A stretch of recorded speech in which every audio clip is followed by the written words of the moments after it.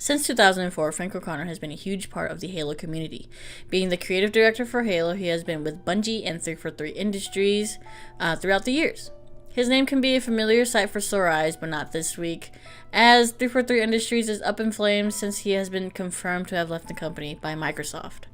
His impact with the franchise is not only with the games, but he has helped develop novels, comics, the Paramount Plus TV series, and being the creator of Mr. Chief. This has not been a huge surprise, as there have been multiple people leaving 343 Industries and Microsoft Studios, including Tom French, who is the multiplayer creative director, Jerry Hook, the head of design, Nicolas Bouvier, the art director, and even 343 founder and Xbox Game Studios vice president Bonnie Ross, as they all left last year in 2022. 343 Industries and the Halo studio are still being hit hard after Microsoft announced cutting 10,000 employees earlier this year in January. On the other hand, a Halo Infinite's developer, Joseph Staten, joins Netflix to work on a new AAA IP after just leaving 343 2 weeks ago. Though we cannot predict the future, 343 studio head Pierre Hintz says Halo and Master Chief are here to stay. I've changed clothes and it's a new day, but please be sure to follow Killjoy Project for any more gaming news. Hey everyone, we got some incredible news from Nintendo's Indie World Showcase. Today I want to focus on 4 standout indie games that are headed to the Switch that you are not going to want to miss. So let's dive in. First up, we have Mineko's The Night Market by Meowza Games coming on September 26th. This is a narrative adventure sim. It'll be an adorable treat for both cat lovers and fans of crafting. So you'll take on jobs, befriending townsfolk, crafting goods at the weekly night market. But the fun doesn't stop just there. Mineko's Night Market also features parades, cat races, stage performances, always ensuring that there is never a dull moment in this charming world. Next, we have My Time at Sandrock, Pythia's game sequel to My Time at Portia. In this sandbox RPG, you will restore a post-apocalyptic desert community to its former glory by scavenging for relics and resources, assemble machines to transform a derelict workshop into a finely tuned facility, and battle monsters in melee combat. With a rich world to explore and plenty of characters to interact with, My Time at Sandrock promises countless hours of adventure when it hits the Switch this summer. If you're looking for a fresh rhythm game experience, Crypt of the Necrodancer has you covered. This spin-off of Crypt of the Necrodancer series features lane-based combat a la Guitar Hero, where you'll battle monsters, each with a different movement pattern. With boss battles and rhythm heaven-like minigames, Crypt of the Necrodancer is unique and entertaining addition to the rhythm game genre, coming to the Switch later this year. Finally, let's talk about Oxenfree Lost Signals. This is Netflix-owned Night School studio game. It is a long-awaited sequel to the critically acclaimed Oxenfree, and is set to arrive on Nintendo Switch for July 12th. This supernatural thriller adventure follows Riley as she returns to her hometown, only to discover mysterious radio signals that are causing disturbances. With its immense story and atmospheric art style, Oxenfree 2 Lost Signals is definitely a title that you'll want to keep on your radar. So, there you have it, 4 amazing games from Nintendo's Indie World Showcase that you're going to want to talk about. Stay tuned for more updates, and happy gaming!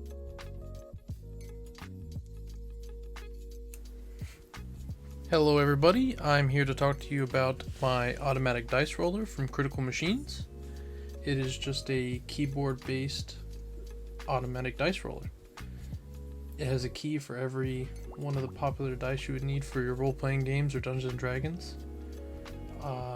You have advantage and disadvantage buttons, and then you have 2 functions to scroll through your rolls.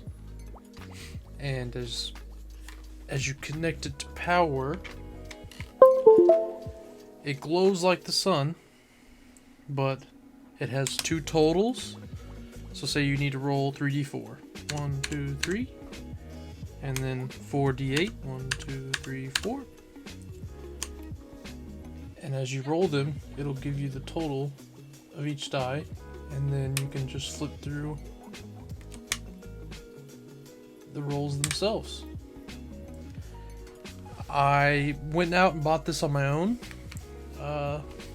It's quite pricey, but it is well worth the money if you're really into that stuff, to scratch a certain itch that I have, and it brings me a lot of joy for the money I spent on it. And the company is a really small company, and they are very, very easy to work with. They'll keep you updated the whole time. You can reach out to them personally and they'll answer you through DMs or anything. and I highly recommend it. Thank you so much. Howdy there. How are you doing? Oh yeah? Yeah. Oh, I'm doing well. Thanks for not asking. It's mostly due to my recent troubleshooting with Game Pass, in which I did have trouble and it was shot. But now that I'm back online and everything is in order, everything is exactly as it should be. Ghostwire Tokyo is recently added in all of its just okay-ism. And Minecraft Legends has been added. And it seems like another game that I will gladly add to my repertoire of in-between other games, treating it as a mobile game probably, on this, the ROG Phone 5S. I'll put it here. It's got controllers, it's got Game Pass, and that's all you need. Anyway, I'm most excited about getting back to playing more Moonlighter, as I've done for weeks now. I haven't progressed nearly as far as you'd think I'd have, based on the fact that I've played it for weeks, but I've put a little chunk of time in it, dropping in and out every now and then. And if you're unfamiliar with Moonlighter, I will compare it to Ghostwire Tokyo and Minecraft Legends, where Ghostwire Tokyo and Minecraft Legends mostly make their waves by treating you to a graphics meal on top of a well-trodden plate of mechanics that we're all familiar with, fetch quests, and, I don't know about the mechanics in Minecraft Legends. It's a dungeon crawler. It's a go out and find things. Moonlighter is a game made by its gameplay loop, and its fine arithmetic and balance of the base building and shop management mechanics and the dungeon crawling aesthetic. The dungeon crawling mechanic. And I'm just gonna keep saying aesthetic. So it's a beautiful game, but while it is beautiful, that's not really what makes it beautiful, if you catch my drift. Its beauty is in the variety of approaches to running a shop well and managing your city, small town really, and moonlighting as an adventurer. Starting off with a broom and a dream, you'll fight your way towards finding artifacts with special rules and values attached to bring home to make that dough, and buying upgrades and new shops to go out and do it again by night.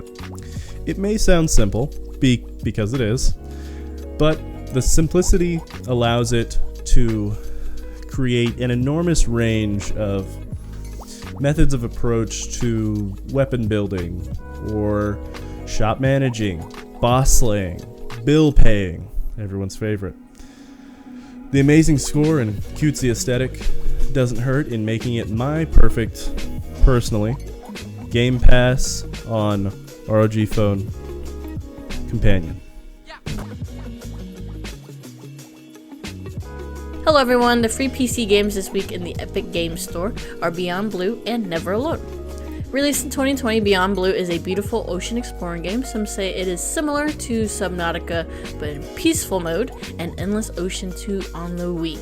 This game explores the mysteries of the ocean through Mirai, a deep sea explorer and scientist. Never Alone, Kishima Inguchuna, is a emotional platformer, as some players have described. Released in 2014, you play as the Inupiaq girl, Nuna, and her Arctic fox. It was developed with the native Inupiaq people of Alaska, who have told this story through generations. You can play this single player or co-op on a shared screen. Both of these games are incredibly beautiful and embrace the same inclusive development process. Never Alone with the Alaska native culture, and Beyond Blue with Blue Planet 2.